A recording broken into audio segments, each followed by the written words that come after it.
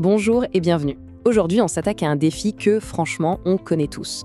Comment est-ce qu'on fait pour qu'une bonne résolution sportive devienne enfin une habitude qui dure? On va voir ensemble comment construire, pas à pas, une routine qui, cette fois, tient vraiment la route. On a tous connu ça, pas vrai? L'enthousiasme des premiers jours, l'abonnement à la salle, l'équipement tout neuf, et puis, pouf, quelques semaines plus tard, tout retombe comme un soufflé. Alors la vraie question, c'est pourquoi nos meilleures intentions finissent-elles si souvent au placard? C'est ça qu'on va essayer de comprendre. Pour comprendre, il faut d'abord qu'on identifie le piège dans lequel on tombe presque systématiquement. On va parler du fameux cercle vicieux de la motivation. Au début, tout part d'une étincelle. Une vague de motivation immense qui nous donne l'impression d'être invincible. Le problème, c'est que cette émotion, par définition, elle est passagère. Et s'appuyer uniquement là-dessus, c'est un peu comme construire un château sur du sable. Tôt ou tard, le quotidien reprend le dessus et tout s'écroule. Bon, alors, si la motivation n'est pas la bonne solution, sur quoi est-ce qu'on peut compter? C'est là qu'un changement de perspective est absolument crucial. Il faut saisir la différence fondamentale qu'il y a entre la motivation et la discipline. Voilà, c'est ça la distinction clé. D'un côté, on a la motivation. Elle est éphémère, elle dépend de nos émotions, elle est super inconstante. C'est une vague. De l'autre, on a la discipline. Elle est fiable, elle est tournée vers l'action. C'est un peu comme un muscle qu'on entraîne.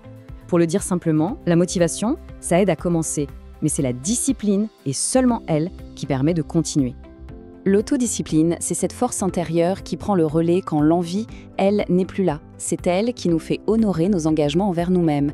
Et comme le soulignent les spécialistes en préparation mentale de sportifs de haut niveau au Centre du bien-être, ce n'est pas une question d'humeur du jour, c'est une question de décision. D'accord, donc la discipline, c'est la clé. Mais alors, comment on la construit concrètement? Eh bien, on commence par les fondations, se fixer des objectifs qui sont dès le départ faits pour réussir. On parle bien sûr des fameux objectifs SMART. L'idée est vraiment simple. Il s'agit de transformer un rêve un peu flou en un vrai plan d'action. Et pour ça, la méthode SMART est parfaite. Un objectif doit être spécifique, mesurable, atteignable, réaliste et défini dans le temps. Chaque lettre est une étape pour rendre le but concret, tangible et du coup beaucoup moins intimidant. Là, on voit tout de suite que la différence est énorme. Être en forme, ça ne veut rien dire. C'est une destination sans adresse. Par contre, courir 5 km en moins 30 minutes, ça, c'est une cible claire et nette. On sait exactement quoi faire et on sait comment mesurer nos progrès. On passe d'un simple vœu à un véritable plan de match. Une fois que l'objectif est clair, le prochain défi, c'est de l'intégrer à notre vie de tous les jours. Comment faire en sorte que ça passe du statut de projet à celui de réflexe? Bref, comment on en fait une véritable habitude? 21. C'est le chiffre qu'on entend partout, n'est-ce pas? Il représenterait le temps minimum pour qu'une action, si on la répète, commence à s'ancrer et à devenir un automatisme. Que ce chiffre soit parfaitement exact ou pas, l'idée de fond est là. La répétition, c'est la mère de toutes les habitudes. Alors, comment on fait pour rendre l'exercice automatique? Voici quelques astuces toutes simples mais redoutablement efficaces. D'abord, on planifie ses séances dans son agenda comme des rendez-vous pro. Ensuite, on enlève tous les obstacles. On prépare son sac la veille. On commence petit, des sessions de 10 ou 20 minutes, ça suffit au début. Parce que ce qui compte vraiment, ce n'est pas l'intensité, c'est la régularité. Mais voilà, même avec la meilleure organisation du monde, tenir sur la durée, ça demande autre chose. On touche ici à un aspect qu'on oublie souvent, mais qui est essentiel, la psychologie qui se cache derrière le plaisir et la persévérance. S'il y a une chose fondamentale à retenir, c'est celle-ci. On ne peut pas maintenir sur le long terme une activité qu'on déteste. C'est impossible. L'exercice le plus efficace, c'est celui qu'on a envie de faire. Le sport ne doit jamais être une punition. Ça doit être un plaisir. Alors il faut chercher, tester, jusqu'à trouver son activité. Et voici une idée qui peut absolument tout changer. Une vraie libération. Il faut viser le progrès, pas la perfection. L'objectif, ce n'est pas d'être parfait, c'est d'être constant. Viser une régularité de 80%. Les 20% qui restent, eh bien, c'est la vie, la fatigue, les imprévus. Manquer une séance, ce n'est pas un échec, c'est juste une pause.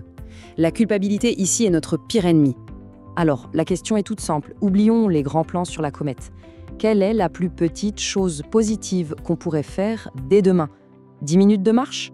Juste préparer sa tenue de sport pour le surlendemain? Le tout premier pas est souvent le plus important de tous. Et enfin, pour cimenter tout ça et rendre la routine vraiment à l'épreuve des balles, il faut s'entourer de systèmes de soutien. Ce sont les véritables piliers de la réussite à long terme. Pour tenir la distance, il faut bien s'équiper. Pensez à varier les activités pour ne jamais vous lasser. Essayez de trouver un partenaire d'entraînement pour se motiver mutuellement. Utilisez le pouvoir incroyable de la musique. Et surtout, n'oubliez jamais que c'est une approche globale. La nutrition, le sommeil, la récupération, c'est tout aussi important que l'effort lui-même. Et pour finir, une dernière pensée à méditer.